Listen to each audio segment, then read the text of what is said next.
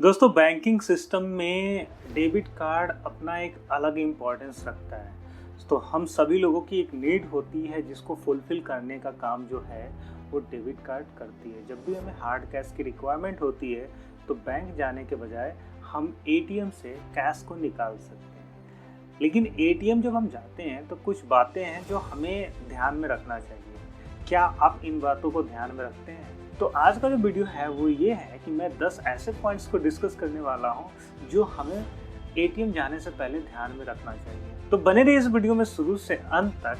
और आपसे मैं रिक्वेस्ट करना चाहूँगा कि अगर आपने अभी तक मेरे इस चैनल को सब्सक्राइब नहीं करा है तो प्लीज़ चैनल को सब्सक्राइब कर लीजिए और फेसबुक पे देख रहे हैं तो पेज को लाइक कीजिए। आप एटीएम जब भी जाओ तो अपने साथ सैनिटाइजर लेके जाओ। जी हाँ, ये कोरोना का समय चल रहा है तो कोरोना के टाइम में आप जितना अपने आप को सेफ रखोगे उतना आपकी फैमिली भी सेफ होगी।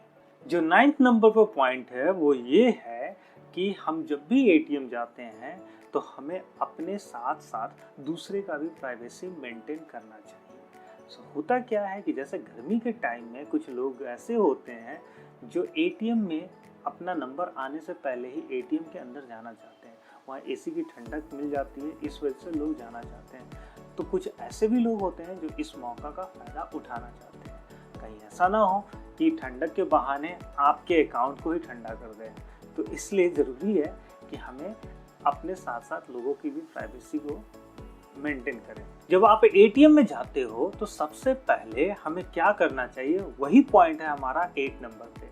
तो सबसे पहले हमें चेक करना चाहिए एटीएम कार्ड का जो स्लॉट होता है जिसमें हम कार्ड इंसर्ट करते हैं उसको चेक करना चाहिए।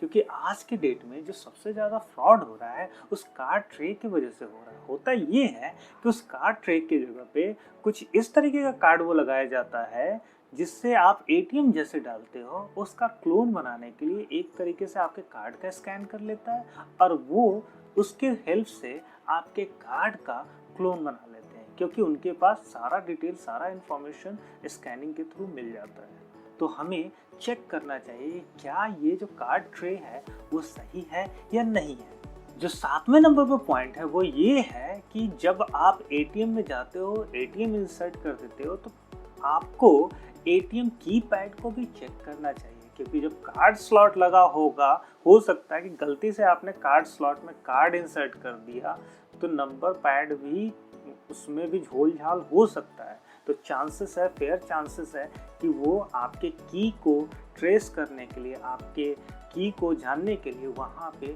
अलग तरीके का कीपैड जो है वो लगा सकता है। और आपका कार्ड तो ऑलरेडी उसने स्कैन कर लिया है कीपैड के थ्रू, वो आपके एटीएम पिन को भी जान लेगा। तो हमें यहाँ पे भी ध्यान देना होगा। अब बहुत सारे बैंक्स हैं ऐसे हैं जो आपको फीचर देता है कार्डलेस का। तो हमारा 6 नंबर पे जो है पॉइंट वो यही है। तो आपको ऐसे ट्रांजैक्शन को बढ़ावा देना चाहिए जो कार्डलेस है। जो कार्डलेस ट्रांजैक्शन होता है एटीएम में भी जाके, जैसे एसबीआई की मैं बात करूं तो एसबीआई यूनो ऐप के थ्रू आप चाहें तो आप बिना कार्ड की मदद से आप अपने कैश को निकाल सकते हैं।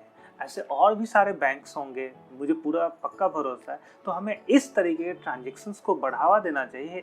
अब जो 5th नंबर पर पॉइंट है वो ये है कि हमें फास्ट कैश को ज़्यादा से ज़्यादा यूज़ करना चाहिए।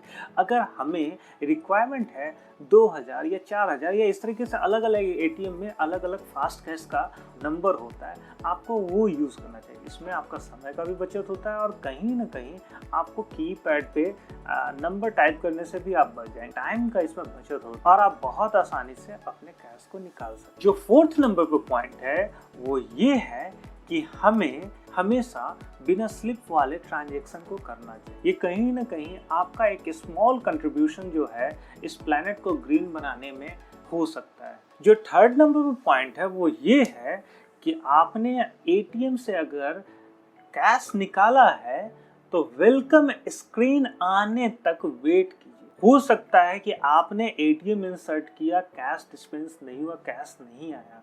हो सकता है कि एटीएम स्लो हो सकता है कि एटीएम का इंटरनेट में कुछ प्रॉब्लम है जिसके वजह से वो कैश नहीं निकला और आप जैसे बाहर निकले और आपका कैश बाहर आ गया। तो हमें वेट करना चाहिए। वेलकम स्क्रीन आ गया, डैट मीन्स कि अब जो है सो नए ट्रांजैक्शन के लिए ये एटीएम तैयार है। जो सेकेंड नंबर पॉइंट है वो ये है, एटीएम को एटीएम में नहीं भूलना चाहिए। कार्ड को बिल्कुल से बिल्कुल याद करके हमें वापस ले लेना चाहिए। अगर आप एटीएम में कार्ड को भूल जाते हो तो होगा क्या, या तो ये हो सकता है कि कोई बंदा आपके बाद जो आएगा उसको वो कार्ड मिल सकता है, या ये हो सकता है कि बैंक के पास चला जाएगा। बैंक के पास चला जाएगा तो बैंक उसको डिस्ट्रॉय कर देगा। लेकिन अगर किसी बंदे के पास चला गया तो अब तो एटीएम के पीछे सीवीवी नंबर होता है। तो कुछ ऐसे साइट होते हैं जो सिर्फ आपके कार्ड और सीवीवी कार्ड नंबर और सीवीवी से भी ट्रांजेक्शन करा देते हैं। फ्रॉड आपके साथ हो सकता है। तो हमें कार्ड याद से लेना होता है, कभी भूलिए मत। इनकेस अगर ऐसा कुछ होता है तो तुरंत से तुरंत अपने कार्ड को बंद करवाइए। जो पहले नंबर पर है पॉइंट है वो ये है कि आप एटीएम में, एक तो मैंने बोला कि आपको स्लिप ऑप्ट नहीं करना चाहिए। अगर गलती से आपने स्लिप ऑप्ट करा है तो स्लिप लेना ना भूलें, वहाँ पे पड़े हुए बिन में ना डालें। उसमें बहुत सारे कॉन्फिडेंशियल इंफॉर्मेशन होता है, जैसे कि आपका बैंक अकाउंट नंबर, और उस बैंक अकाउंट नंबर से चाहे तो बहुत कुछ कर सकता है। तो आपके लिए और मेरे लिए, सबके लिए बेटर होता है कि अगर हमने गलती से अगर स्लिप ऑप्ट कर रखा है तो उसको हम अपने साथ लेके आए, वहाँ पे छोड़े नहीं। तो उम्मीद करता हूँ कि ये वीडियो आपको पसंद आया होगा। अब मैं आपसे थैंक यू करना चाहूँगा कि आपने मेरे इस वीडियो को शुरू से अंत तक देखा। एक बार फिर आपसे मैं रिक्वेस्ट करना चाहूँगा कि प्लीज़ मेरे इस चैनल को सब्सक्राइब कर लीजिए, और फेसबुक पे देख रहे हैं तो प्लीज़ पेज को लाइक कीजिए।